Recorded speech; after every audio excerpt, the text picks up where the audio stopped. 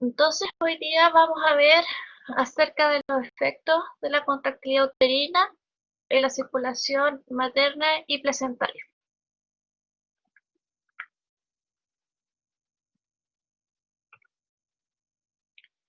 Ahora, ¿qué es lo que sucede? Para poder mantener una homeostasis en el crecimiento fetal y en su desarrollo celular, necesitamos que haya unos intercambios de metabolitos entre el feto y la madre, ¿cierto? Ustedes saben la circulación sanguínea placentaria entre feto y madre. Sin embargo, esa homeostasis se ve reducida cuando hay contracciones, ¿ya? Y esto provoca una disminución de los anabolitos y una retención de catabolitos.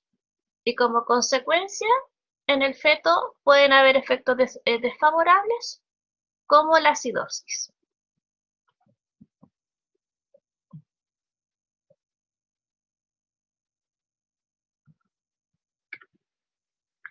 Ahora, las contracciones uterinas es la causa más importante de la reducción de sangre a través del espacio intervelloso de la placenta. ¿Por qué se les ocurre a ustedes que al momento de una contracción va a haber esa reducción de flujo? ¿A quién tiene alguna idea o alguna teoría de lo que puede suceder? Pueden prender su micrófono con libertad o escribir en el chat.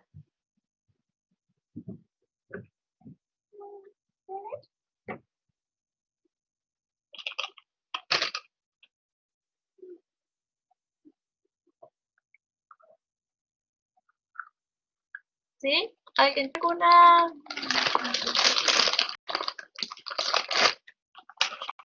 tiene alguna idea? ¿Una hipótesis? Profe, ¿puede repetir la pregunta? El primer punto. ¿Por qué la contracción uterina va a producir una reducción de sangre en el espacio intervelloso de la placenta?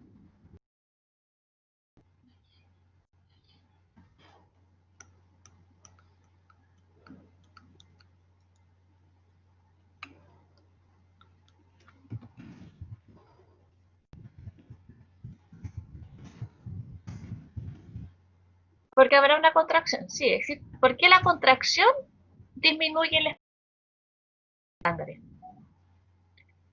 Al contraerse, alguien dice aquí, produce presión en los vasos. Exactamente. Las teorías que están colocando sus compañeras en el chat están apropiadas. Entonces, esto va a provocar que hay un estado, podría, en general, provocar un estado fetal no tranquilizador. ¿Saben a lo que se refiere un estado fetal no tranquilizador?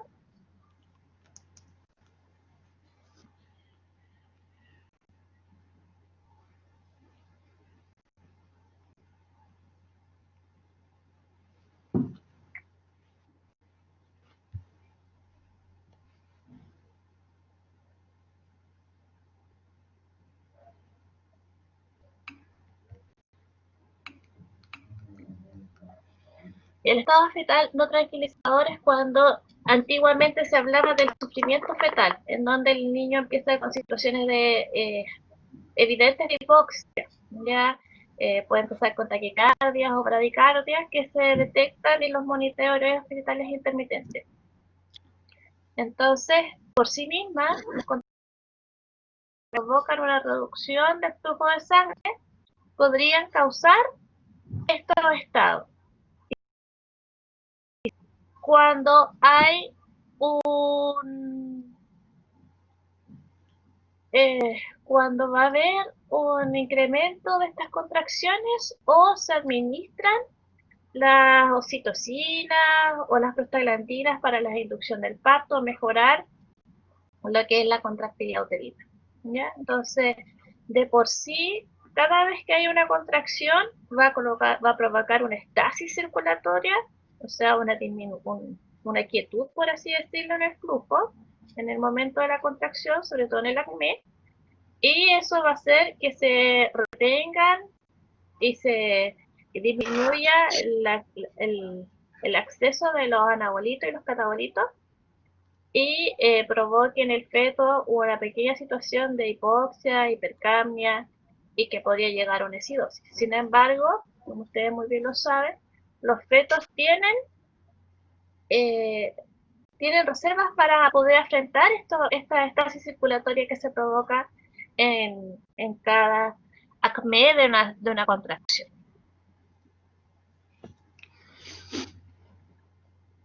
Los mecanismos de acción que sucede en las contracciones uterinas, ¿qué es lo que va a suceder? Va a haber una disminución materna. Alguien tiene el micrófono abierto. Va a haber una reducción de flujo de la sangre materna a través de la placenta que va a provocar una compresión de los vasos miometrales y de las arterias aortas ilíacas provocados por el útero contraído. ¿Ya? Ese es como el efecto, por así decirlo, la cadena de sucesos que nos van a ir pasando.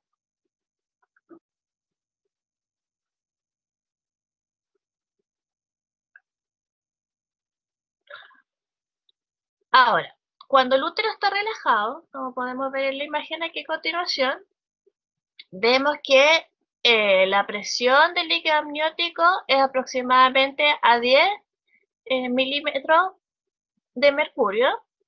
Hay una circulación normal de las arterias, ya a una presión arterial media de unos 85 milímetros de mercurio, y las venas igual tienen un flujo normal, ya, y su presión es de 8 milímetros de mercurio. Y la presión del músculo metral generalmente es de 10 milímetros de mercurio. Entonces nosotros podemos ver que el flujo sanguíneo está apropiado y es normal durante el útero relajado, ¿cierto? Hay una circulación sin problema.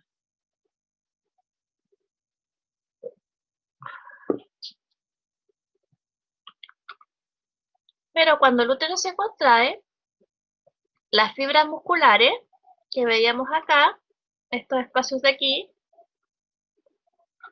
podrían actuar como esfínteres, ¿ya? Que van a rodear los vasos y van a probar, incluso podrían llegar hasta ocluirlos.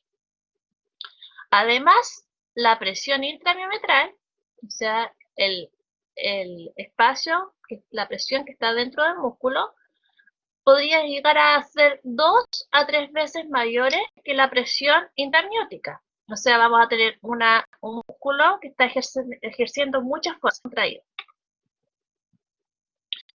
Como resultado, va a reducir o incluso suprimir la circulación materna, la circulación de la sangre materna por el espacio intervelloso y además, cuando la contracción comienza, en su rama ascendente, los vasos las venas van a sufrir una compresión igual del espacio intervelloso y la sangre se va a acumular por detrás de estas y de las arterias que están drenando hacia el espacio intervelloso.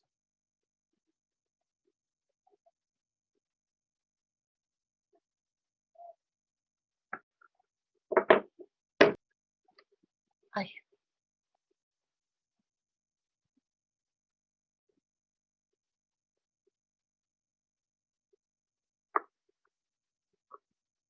Se me fue blanco la presentación, chiquillos. Esperen un poquito porque me apareció. Se está proyectando, ¿no? Sí, profe, se ve.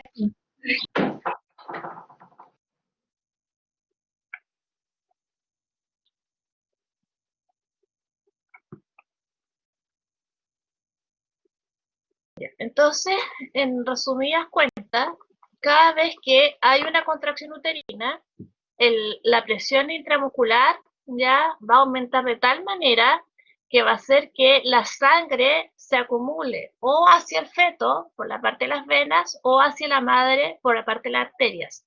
Entonces va a haber una detención o tasis, como es el nombre técnico, de la circulación en ese momento, ¿ya? Y se van a mantener la circulación quieta, por así decirlo, entre la madre y el feto. Entonces, eso podría provocar situaciones de hipoxia, hipercapnia o acidosis. Ahora, como lo estaba explicando recién, me adelanté un poco. Doctor Juan, le informo un valor crítico de don René Hidalgo, un INR mayor a 10. Ya, no me acuerdo que no fue. ¿Es mío? No sé. Débora, tienes el micrófono abierto. Perdón. Por eso sangrará especialmente, me imagino. Continúa su micrófono abierto.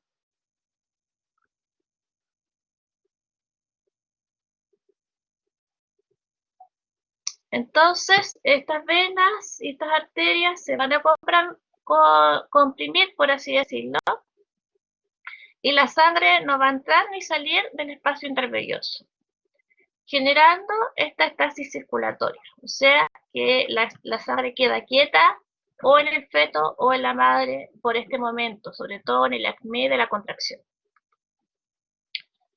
Entonces, como se va a quedar quieta esta sangre, va a empezar en el espacio intervelloso, la sangre que está acumulada va a empezar a entregar todo su oxígeno y lo va a empezar a perder, va a entregar igual todos los anabolitos, va a empezar a perderlo, porque el feto obviamente tiene que seguir consumiéndolo. Y además, él va a empezar a acumular esos catabolitos que debe eliminar por la circulación. Entonces, como resultado, vamos a tener la hipoxia, la hipercapnia, la acidosis en el espacio intervelloso y en la sangre fetal. Acá tenemos la otra imagen en donde mostramos que la presión del líquido amniótico asciende a 60 milímetros de mercurio. En el espacio circulatorio ustedes pueden ver que está mucho más engrosada la circulación sanguínea, generando estasis circulatoria, y esta sangre que queda aquí acumulada va a tener hipoxemia, hipercapnia y acidosis. Y podemos ver que aquí que la presión muscular del útero aumenta hasta 120 milímetros de mercurio y la presión arterial materna continúa entre 90 o 100 más o menos, y las venas están ocluidas. ¿Se dan cuenta? Voy a retroceder al otro imagen, otro dibujo donde veíamos cuando estaba el útero relajado, como para que puedan observar los detalles. Se dan cuenta que acá las venas y las arterias están mucho más gruesas, los músculos están más separados, las fibras musculares, el líquido amniótico está en una presión de 10 milímetros de mercurio, y hay un intercambio de sangre. ¿Se dan cuenta? Se entrega la arteria, se devuelve por las venas, y ahora podemos ver que están ocluidas. Entonces tenemos como resultado una estasis circulatoria.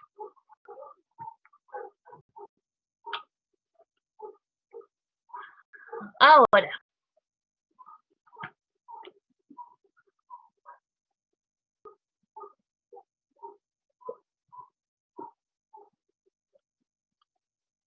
el flujo sanguíneo uterino va a variar de forma inversamente proporcional con la intensidad, frecuencia y duración de las contracciones uterinas con el nivel del tono uterino. ¿Qué quiere decir eso? Mientras más duro esté el tono uterino, mientras más alto sea, mientras más presión tenga, menos sangre va a pasar, menos sangre va a pasar. Si el útero está más relajado, más sangre pasa. ¿Se entiende?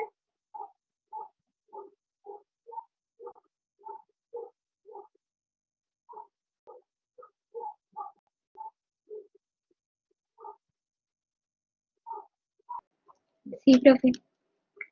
Ahora, cuando hay alguna situación de hipotensión arterial materna, como una hemorragia o shock, obviamente va a disminuir el flujo de sangre por los vasos uterinos, ¿ya? Porque si la presión de sangre de la materna baja, obviamente vamos a tener una disminución de flujo hacia esta unidad. Ahora, cuando existe compresión de la aorta y las arterias ilíacas por el útero contraído, ¿qué es lo que sucede? Hay momentos en que las pacientes se dejan en cúbito dorsal. ¿Cuál es el cúbito dorsal?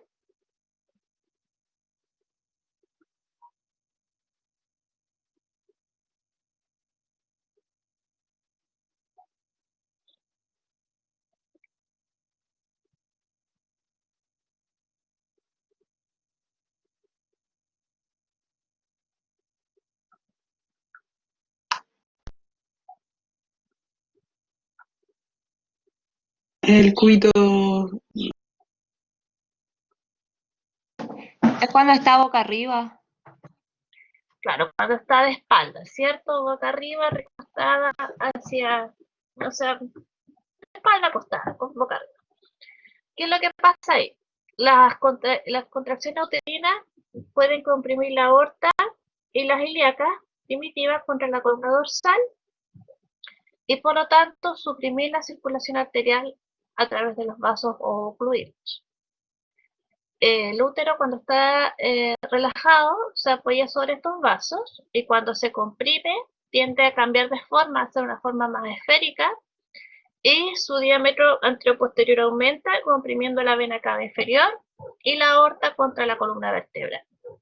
Entonces, por eso es muy importante que después de esta clase ustedes traten de siempre generar educaciones a sus pacientes que prefieran estar de cúbito lateral, idealmente izquierdo, o de cúbito lateral derecho, y muy poco tiempo de cúbito dorsal, sobre todo en el parto, porque vamos a tener esta compresión de los grandes vasos. ¿Ya? Ya, profe. Habitualmente, esta compresión tiene lugar en la porción final de la aorta o en algunas de sus ramas de división, en la ilíaca primitiva derecha o izquierda. Cuando sucede esto, hay una contracción uterina, hay una marcada caída de presión sistólica y menos marcada la diastólica, principalmente registrados en las arterias femorales. Ahora, ¿cómo podemos demostrarlo esto? Hay distintos métodos clínicos y de circulación sanguínea que lo podemos detectar. Cuando ustedes estén en la matro 2, en la matro 1 tal vez lo podrían hacer, como por ejemplo, si la paciente está de cúbito dorsal, la presión del pulso desaparece a la palpación de la región femoral. Y se puede descubrir fácilmente si ustedes tratan de palpar el pulso durante una contracción. ¿Ya? Ahí deberían notar que la pulsación de esa arteria desaparece. Y una vez que la contracción pasa, termina, el pulso vuelve a reaparecer. También con los estudios hemodinámicos se ha demostrado que hay una caída de la presión sistólica en la arteria femoral, que en la aorta y el humeral hay un pequeño aumento de las presiones sistólicas y diastólicas. Es por eso que ustedes cuando les toque controlar signos vitales, nunca deberían controlar los signos vitales con la presión arterial, sobre todo durante una contracción, porque la encontrar anormalmente elevada. Ya siempre el control de las presiones arteriales deben ser realizados sin contracción. Ya después que haya pasado la contracción entre una y otra, ahí se deberían controlar. Ahora, esto tiende a no estar presente si es que lateralizamos a nuestra paciente. Ahora, lamentablemente, cuando uno ve los trabajos de parto, generalmente las pacientes tienden a estar de cúbito dorsal, pero uno tiende a tratar de tenerlas más semisentadas. Ideal que la paciente pueda deambular para que esto pueda ser más efectivo en las contracciones y el trabajo de parto sea menos molesto. No obstante, muchas veces las pacientes eligen por la analgesia del dolor y ahí se les coloca la anestesia, la analgesia en la espalda y por lo tanto tiene que estar en cama.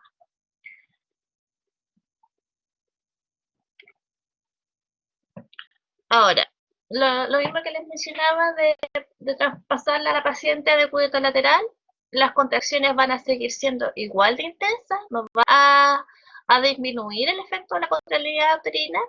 Sin embargo, no va a haber este efecto que mencionábamos de la disminución del pulso femoral o la estasis, la compresión de los grandes vasos, ¿ya?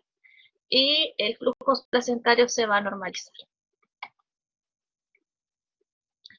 Ahora, en la circulación fetal, ¿qué pasa con el feto? Cuando existen las contracciones, podrían causar una asfixia fetal. Eso es algo que tenemos que tener súper en cuenta, porque son ustedes las que van a estar regulando, por ejemplo, cuando las pacientes estén con inducción y tienen que colocarle oxitocina.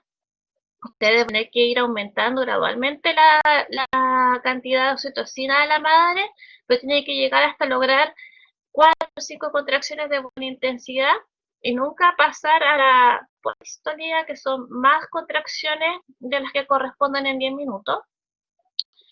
Y por lo tanto, eso podría generar un estado fetal no tranquilizador aún más grave, ¿ya? Porque ya sabemos que las contracciones uterinas podrían causar asfixia fetal. Entonces tenemos que tener ojo con eso. Ahora, los estudios han demostrado que después de las contracciones uterinas van a haber caídas lentas y transitorias de la presión de oxígeno fetal y que alcanza su valor más bajo después de 30 a 45 segundos después de la primera contracción. O sea, empezamos a ver que después de que la contracción uterina llegó a su máxima intensidad, a los 40, 50 segundos, 30, 45 segundos, el feto tiene la presión transitoria de oxígeno más baja, ¿ya? Como de manera de que aquí yo quiero que quede súper claro que después de cada contracción uterina, el útero debería relajarse normalmente para poder hacer los intercambios circulatorios apropiados y mantener la homeostasis en este feto.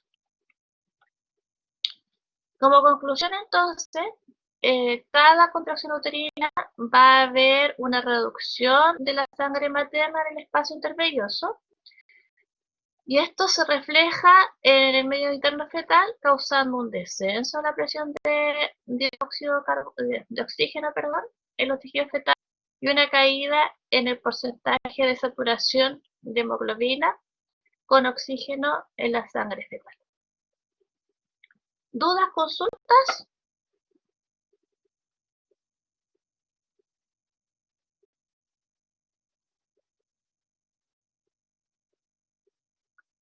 El PPT ya lo subí a cada una de las clases. ¿Está todo clarito? Súper. Los dejo en libertad de acción entonces. Mañana vamos a ver lo que son los determinismos del parto para que ojalá tengan traída la información y podamos conversar un poco más en la clase. Que estén súper bien, chicos. Chao, chao.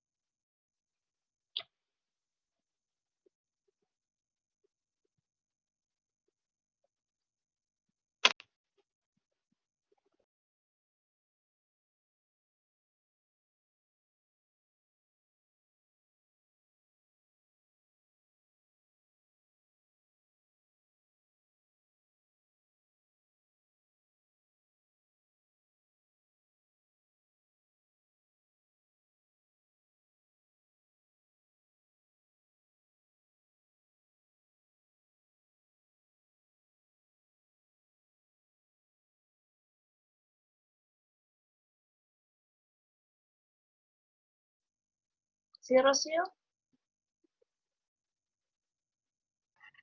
Profe, hola. Es que le hablaba porque yo hace un tiempo le mandé un correo respecto a algo que pasó en el grupo y no tuve respuesta. ¿Qué correo? Era un correo que decía sobre una compañera que no hizo nada en el grupo y que no, y que nuestro grupo pensaba que no merecía la misma nota que nosotras. ¿Sabes cuál es Era el sobre problema? ese, no sé si. El problema ahí, Rocío, es que en las pautas de evaluaciones que nosotros tenemos, no hay ningún punto Ajá. en donde uno pueda disminuir ese porcentaje. Ah, ya. Y Pero y tampoco entonces tenemos, quedaría como con la misma. tampoco tenemos una evidencia concreta de parte de ella que refute o niegue lo que ustedes dicen, porque es Ah, como una acusación la que tú estás haciendo. Entonces, ¿cómo lo podemos eh, comprobar. cómo comprobar exactamente? Entonces, lo Ah, importante sí, en sería que, todo caso, dime, es que en todo caso, o sea, nosotros tenemos como pantallazo y eso, pero preferimos hacerlo, no armar tanto atado, pero mencionárselo para que supiera. sí, sí te agradezco la información y es algo que vamos a tener en consideración si volvemos a hacer otro tipo de trabajo así a futuro, en colocar algún ítem en Ujú. donde se valore la participación del estudiante. Pero lamentablemente Ya, en eso las era, profe. pautas de evaluación que tenemos y les posamos a ustedes, no está ese ítem. Entonces no podemos bajar el Sí, sí, puntaje. sí entiendo. ¿Ya? Ok, Ya, Rosita. sí, muchas Estés bien. gracias. Chao, que Chao. esté bien.